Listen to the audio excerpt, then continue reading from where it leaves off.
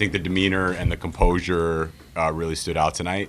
I thought the dribbler that he wasn't able to execute on in the fourth, at times in the past, has kind of frustrated him and visibly frustrated him.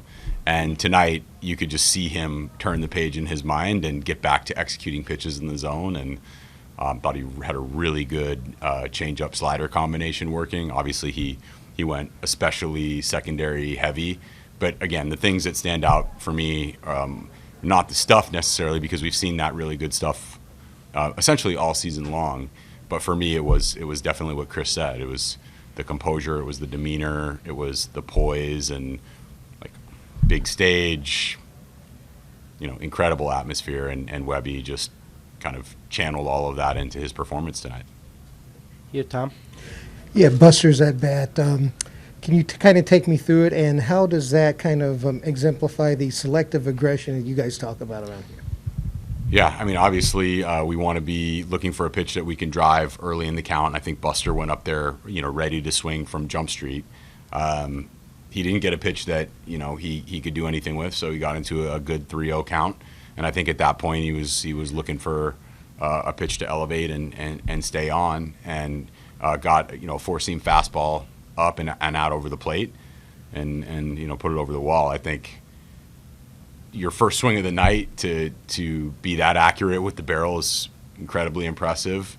But I imagine that Buster, along with the rest of our hitters, were kind of thinking about moments like that before they happened. And Buster's lower half has been working really well for the last week or 10 days, and I think the explosiveness is there, the bat speed is there, and I think both him and Craw tonight is a perfect example of how the biggest stage brings out their best. Here in the middle. Hey, Gabe, Chris was talking about the double play that Stella and Crawford turned. He thought it was going up the middle. Yeah. Off the crack of the bat, did you think that was going to be a hit? And since it ended up turning into an inning-ending double play, how valuable was that in terms of getting your guys back in the dugout? I thought it was a very instinctive play by Tommy. I mean, so I get to watch these guys do their defensive work every day. I try to get the best perspective, and one of the good perspectives is over there at first base. So I can see Tommy's routine on balls to his right, balls to his left. It's not a play that you practice all that often. You're not flipping the ball with the glove with all of your momentum going up the middle all that often. So it really is an instinct play. It really is an athletic play. It's not a practiced play all that often. So it was pretty impressive for him to kind of feel Crawford's presence around the bag. I don't think it was a perfect feed by any means, but like, how could it be? He's shoveling the ball with his glove with all of his momentum taking him away from the play. And then obviously Crawford with excellent footwork was able to complete the play. I thought it was one of the better plays we've made all year. All right, Ken? Yeah, Gabe, obviously ace or number one starter are terms that we maybe use more than you guys, but in such a big series that's discussed so much, does it almost mean more to have a guy just go out there and go lights out? Does it carry through a series? Do other players maybe take a ride on that momentum?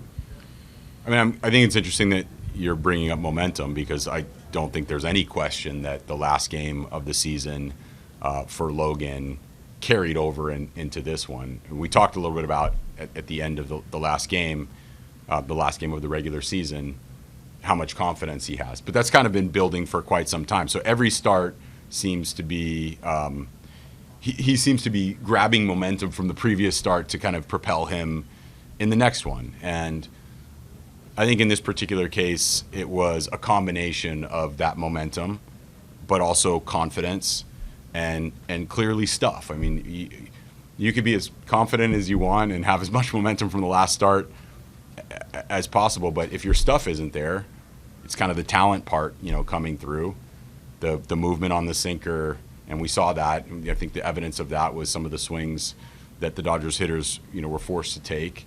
Some of the balls running in on hands, and then the combination with the slider and the changeup off of those pitches.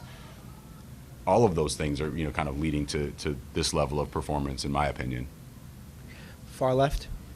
Hey, Gabe, following up on that, was knowing how aggressive the Dodgers like to be offensively, was the game plan for Logan to do that slider changeup combo as the majority of his pitches tonight?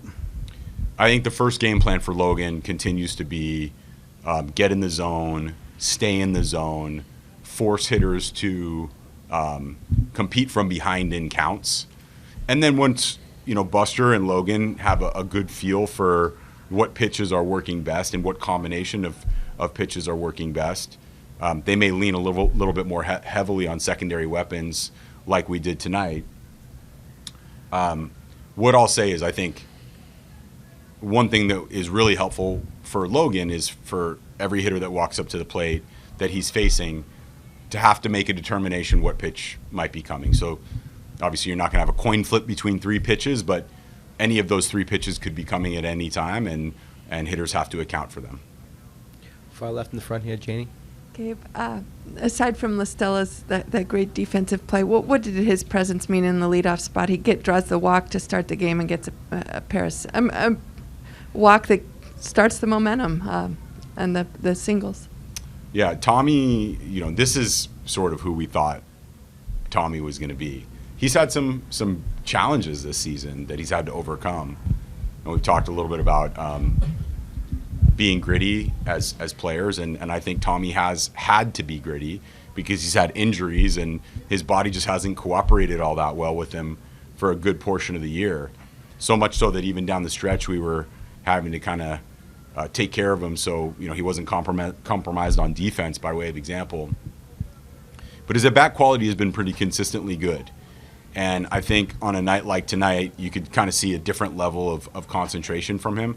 Look, he's always focused, both in his preparation, but then also, at the plate. But tonight it did look like he had even a different level of concentration, and I think that led to some barrel accuracy. He was able to hit the ball on a line and draw a huge walk for us. Far back on the left. Yeah, Gabe, how I guess ideal is it too? Great outing by Logan, but it also sets up your bullpen's pretty rested. Obviously, you only had really 1 inning, and then 1 batter by Rogers. So. I think that's true. Again, I think we talked a little bit about this pregame, and I probably share it again now. I think in the playoffs, just knowing that you have an off day coming, for sure, it makes it a little bit easier to. You guys can pitch, almost every day. I don't think you necessarily want them to. I mean, obviously, you'd like to have cleaner innings, more efficient innings for your relievers. But suppose we had used 4 relievers today, I don't think that there would be any reason that we couldn't use those same 4 relievers tomorrow, since we have the off day. Not saying that that's how we would do it, but it's just not as big a concern as it was down the stretch for us. We'll take one more down here. Your first postseason game here, how would you describe the atmosphere, and was it, Chris Bryant said it was at a next level in his opinion. What did you think? I mean, I think it's notable that Chris said that, obviously, because he's played in some pretty intense playoff environments. So we definitely felt it in the dugout. I think, particularly the moment when Buster hit the home run, you really could feel the energy in the ballpark. And I think the intensity sort of grew as Logan got through the outing and continued to execute pitches. Now, it's a lot of fun, and obviously 2 great teams who want this and are prepared for it. And I definitely think the environment was right where we wanted it to be tonight. Words flip from your glove. Yeah, it was.